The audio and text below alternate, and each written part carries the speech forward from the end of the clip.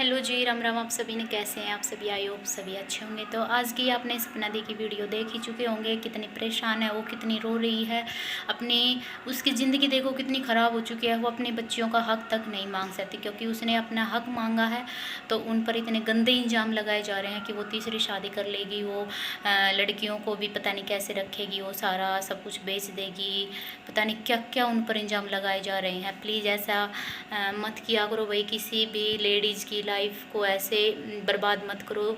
और uncle aunty आप भी जो भी ये गलत कमेंट करते हैं आप उनको मना कर सकते हैं। देखो अपने तो अपने ही होते हैं। और दीदी जिस तरह से बोल रही है कि आप को जो थर्ड पर्सन है वो बढ़ावा दे रहे हैं, प्लीज़ उनकी मत सुनो।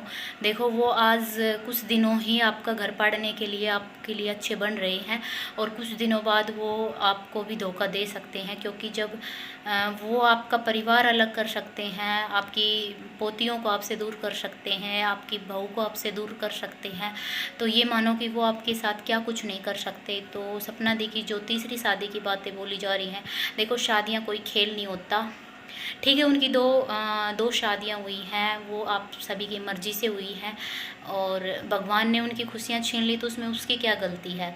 तो ऐसा तो है नहीं कि उसके दो हस्बैंड चले गए तो वो तीसरी शादी कर लेगी, नहीं कर सकती वो तीसरी शादी क्योंकि उनकी दो बच्चियां हैं। उनका क्या होगा अगर तीसरी शादी करने के बाद भी उनके साथ कोई गलत हादसा हो गया तो वो तो कहीं मुँह दिखाने के लायक भी नहीं रहेगी।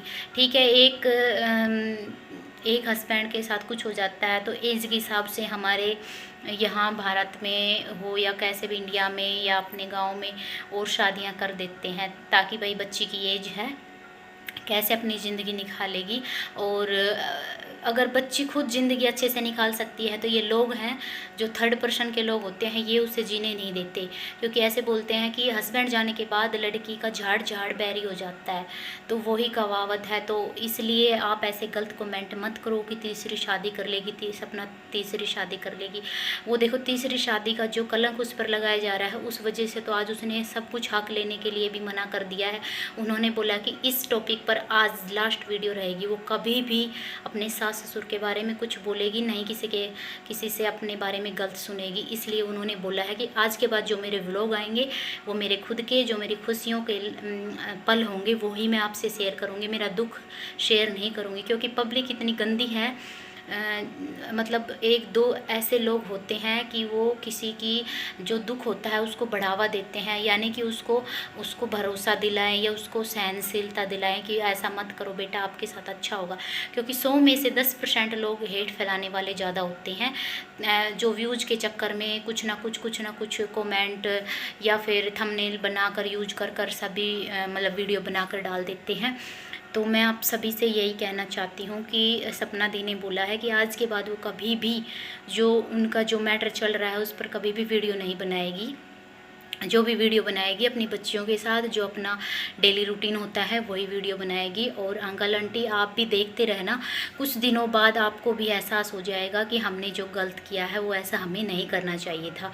प्लीज़ आप अपनी बहू को भी बुला लो और अपनी पोतियों को भी बुला लो। अगर आप उनको नहीं बुलाना चाहते हो तो कुछ दिन आप अपने जो थर्ड पर्सन वाले लोग हैं उसके साथ रहकर देखो, फिर आपको पता चल जाएगा कि वो लोग कैसे हैं जो फ़ोन पे कुछ बोलते हैं और पास में जब उनके पास में जाकर रहोगे तो आपको पता चल जाएगा कि वो लोग कैसे हैं।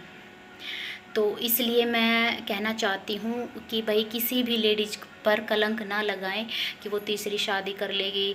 सपना ने कुछ नहीं मांगा था, कोई हक नहीं मांगा था उन्होंने ऐसे बोला था जो भाई मैंने अपने यूट्यूब से कमाए हुए रुपये थे जो मैंने उनमें हक दिया था, चेक दिए थे, जो प्रॉपर्टी जो मथुरा वाला घर जो भी आपने लिया था उसमें मैंने जो पैसे दिए थे वो मुझे चाहिए। ताकि उसने ये नहीं कहा जो अपने जो पूर्वजों की जो ज़मीन है या घर है उसमें हक मांगा, नहीं उसने कुछ नहीं मांगा। हमने भी वीडियो देखी थी, उसने सिर्फ ये ही बोला था।